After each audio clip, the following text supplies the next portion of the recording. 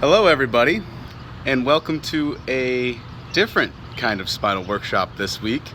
We are actually going to leave the office, and we are no longer doing this one from the studio. So what we're going to talk about today is something that I talk about pretty frequently with patients. And this week I decided we are going to actually do it. We're going to do something called a 10-minute walk. Here's the biggest advantages that I like to see from patients when they perform these 10-minute walks. And 10 minutes is obviously just a simple number. It can be more, it can be less. But what it's trying to accomplish, you see many people come into the office with low back pain. It's a frequent reason of why someone would seek to see a chiropractor.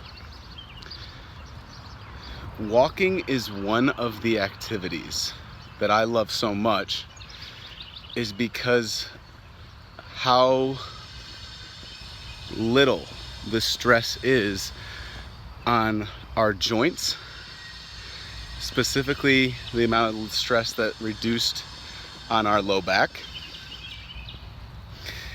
It's one of those types of exercises that seem very, very simple, and it is. Too often, what we like to do as people in general is overcomplicate our exercise. I can't run a mile. I can't deadlift, I can't do back squat, I can't do push-ups, I can't do all of these different things, when the activity of that doesn't really matter. And people like to think that that is a barrier to being active, when it's really not. Most people are able to walk in some capacity. So that's what we're going to do today. Is we're just going to take a little stroll in the neighborhood behind the office, enjoy the sunshine. We've talked in recent spinal workshops a lot about the benefits of sunshine, and a lot of like how it gets the blood flowing, cardiovascular system improves. I've talked in the past specifically on walking, and there are a bunch of studies that you can go check out from there of how much people like to lose weight off of just simple, consistent walking. How all of a sudden blood pressure, heart rate, all improve. I've seen studies before that cholesterol has improved as well just from walking consistently. And again, it just goes to that concept of most people can walk in some capacity. And this is true whether you're only able to walk to your couch to the fridge, maybe your bed to a chair, depending on age or ability or fitness in that time. But again, most people can do some form of walking. And let's say that 10 minutes is a little bit much for you, which for some people, that is very much the case, depending on different conditions that they may have. Let's just use from the front door to the mailbox. If we can even accomplish that on a daily basis, and let's say that is your maximum, well, maybe after doing that for a week, you can make it from the front door all the way to the end of the road. Now you do that for a week or two, and now all of a sudden you're able to go a little bit further, and I can walk for 5 minutes. Maybe now I hit the point where I can start walking for 7 minutes. Again, the number itself doesn't matter much to me. It's the act of doing it, because what it's doing is it's getting you out of the house, into your environment, which we can do a spinal workshop in future dates about the mental aspect of just doing that and changing up your scenery, seeing the sun, all of the sleep benefits that happen with that. But the advantages to doing one of these walks does a whole lot more than just the physical body.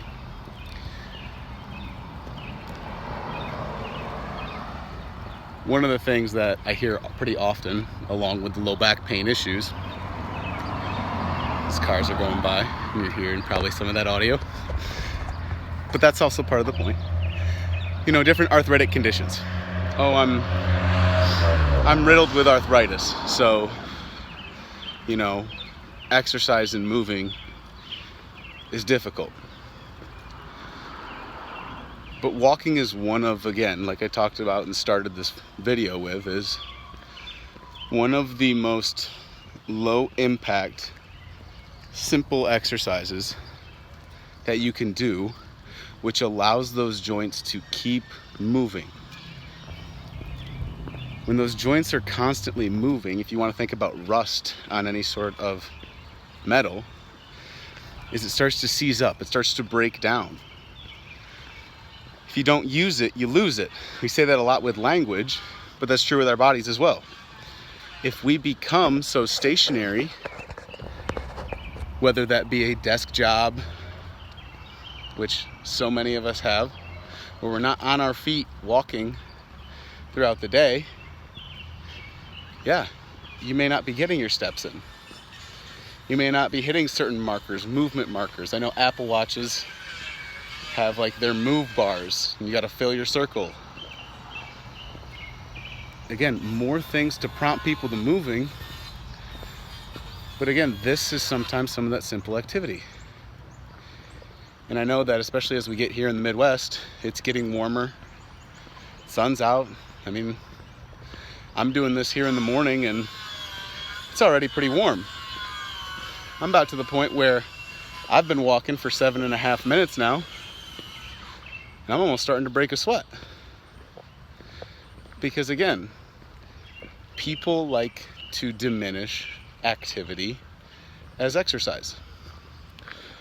What we're doing today together is just that. We are making an active effort to be active. And we're going to do it for 10 minutes. And, you know, let's say you're listening to this or watching this as we're going. We're 8 minutes into this already. And really, it's more of an enjoyment experience than anything else. I've had some elevation changes. Obviously, I'm coming in and out of the shade, which you can see. I'm feeling the nice cool breeze. I'm seeing some of the cars go by down Maple Avenue. And we're just going for a walk. And this is something that I want to encourage people to do. Is if you really want to put this an additive on top of that, which we can get into the science behind this of walking after meals, especially when it cools down in the evening. Just doing your 10-minute walks. After dinner, say, all right, we're all cleaned up from dinner. I'm gonna go for a 7-10-minute walk.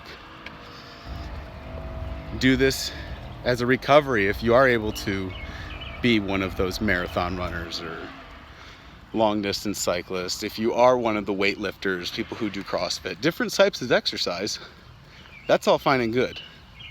For those who are doing that, I'm not going to diminish that.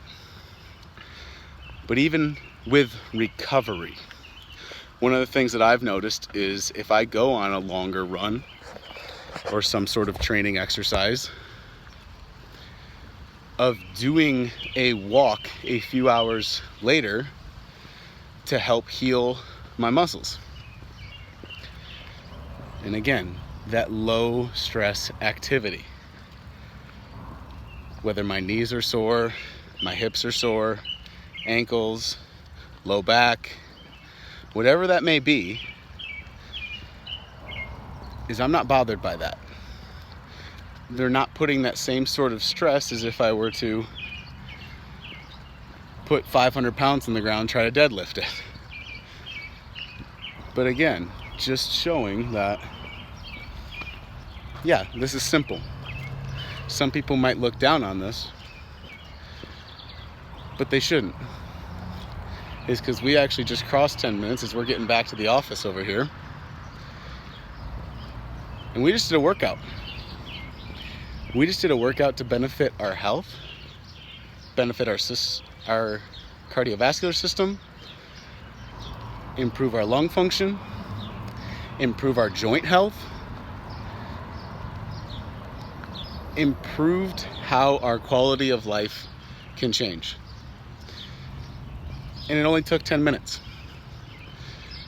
We all did this together as we get back to the office here.